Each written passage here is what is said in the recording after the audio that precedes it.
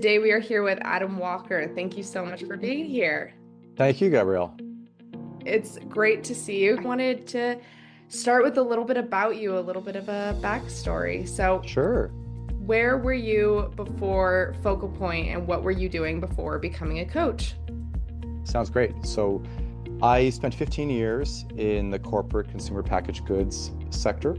I was a marketing and sales leader at organizations including Johnson& Johnson and Kenvue, and responsible for leading quite a large team across brand marketing, healthcare professional marketing, and customer strategy for brands that you'd have in your household every day. So brands like Listerine, Neutrogena, Reactin for our Canadian friends, and Zyrtec for our US friends, to name a few brands. So that was my experience before this.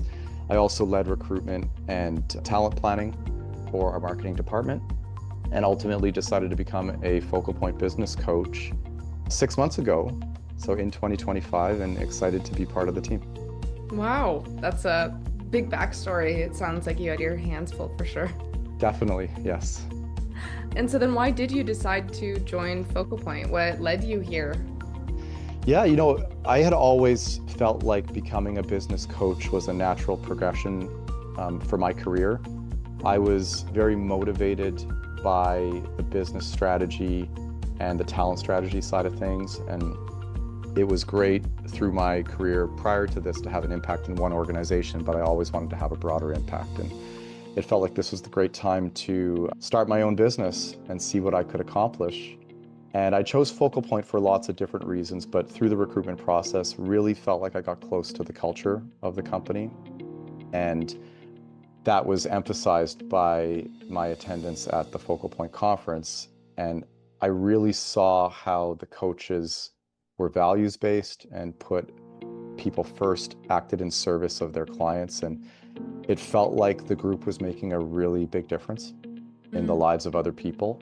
And I found that extremely motivating. So I knew that it would be a great fit to be part of this group.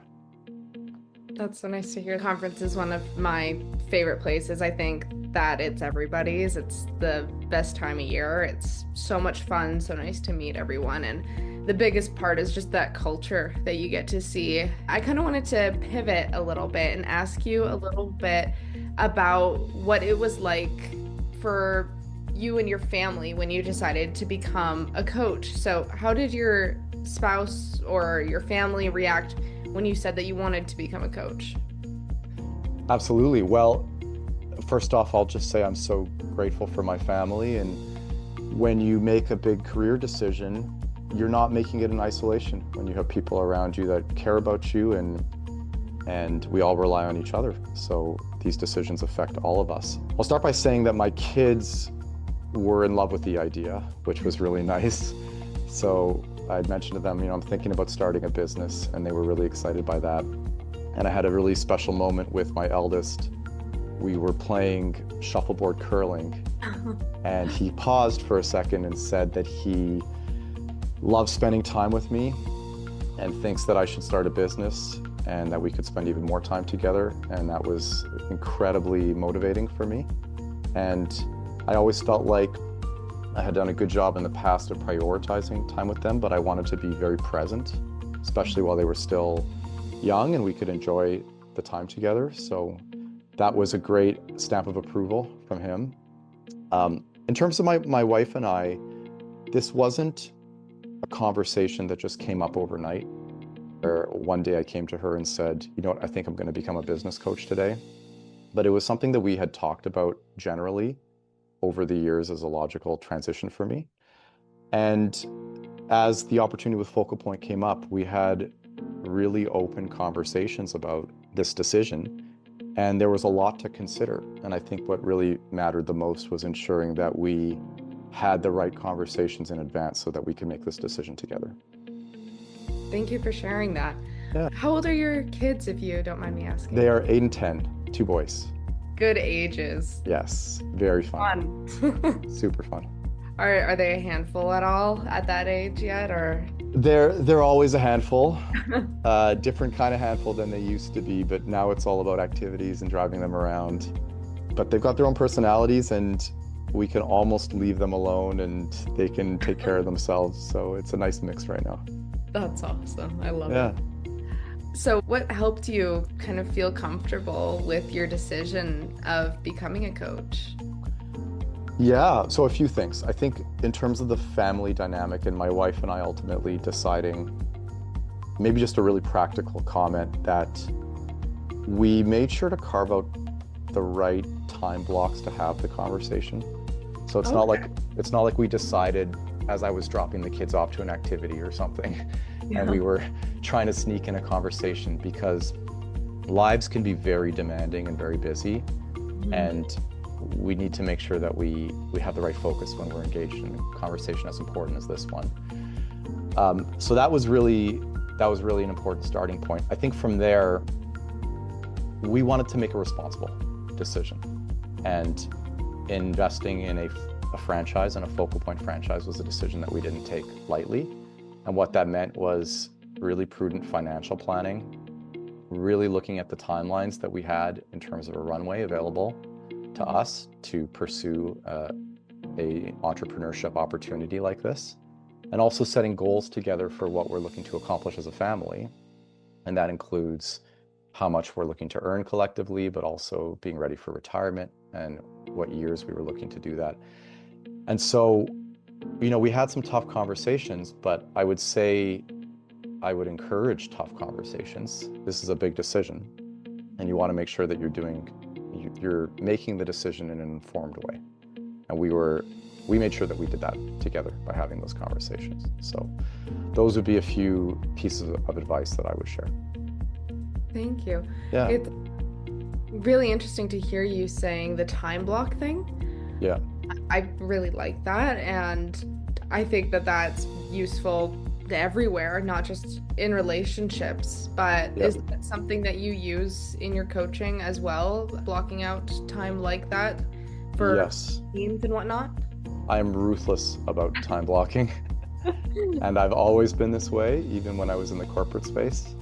And I was known actually as somebody who would be able to manage my responsibilities and deliver outcomes without having to work evenings and weekends. And I did that by knowing exactly what was a priority and then scheduling the time to work on that priority.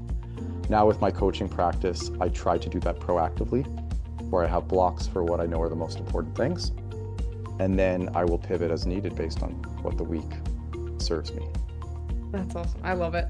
Yeah, I would not function without that. I'm not naturally organized, so I have to yeah, force myself to be organized.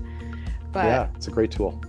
going a little bit back to what we were talking about, do you Yeah, feel like your work-life balance has improved since becoming a focal point coach?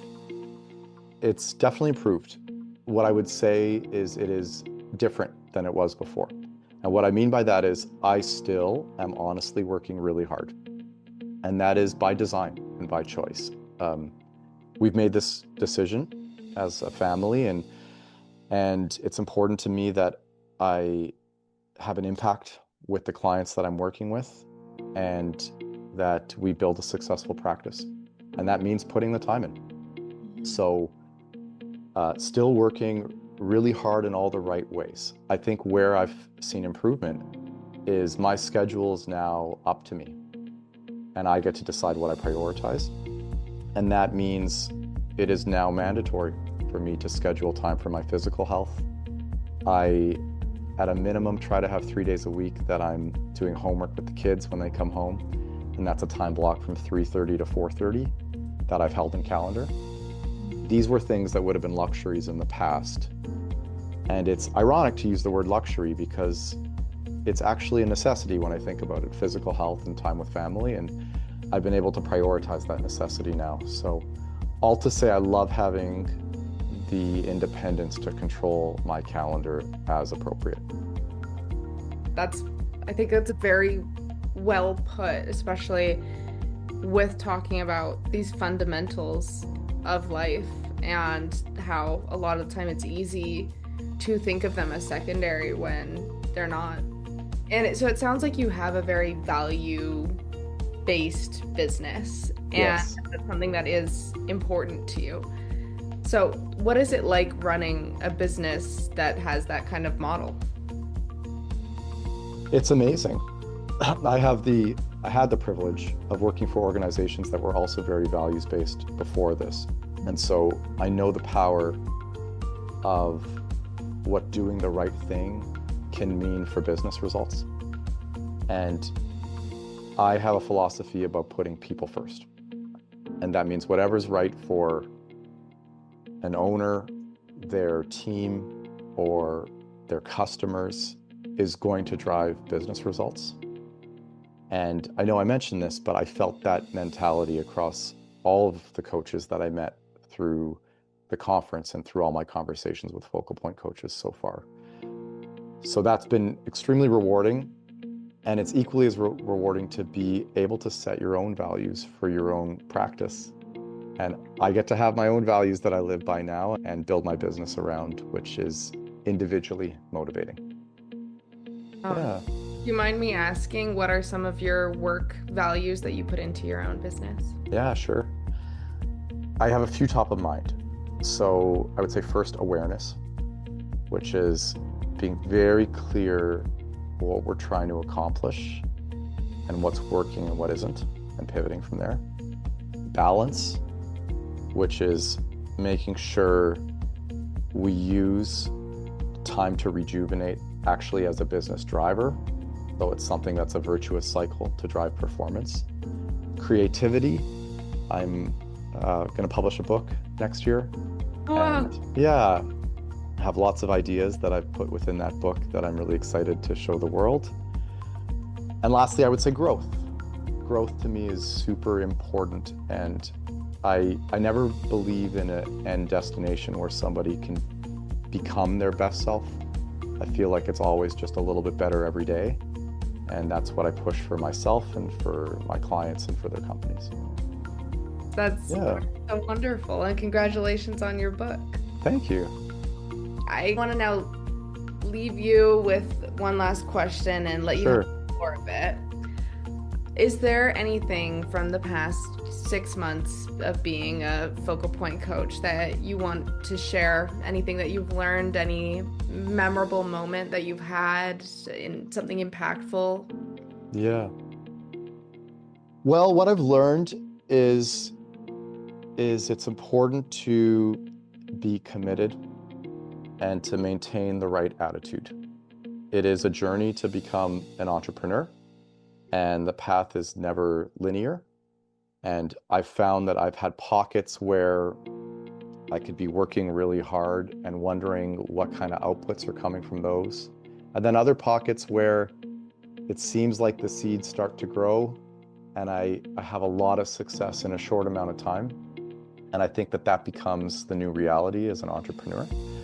And so I've learned to be patient and to be kind with myself and to really deliberately focus on the positive things that are happening and that I know that I can deliver through the business as a way to continue to have tailwind behind me to grow my business to the place that I'd like it to be. So it's been an amazing journey being an entrepreneur for 6 months, and I'm eager to keep the momentum going. That's awesome. Thank you so much. Yeah, my pleasure. Well, thank you for joining me today. This has been so lovely to have you on, have you share your story over these past few months here. Thank you for having me, and thank you for the great questions.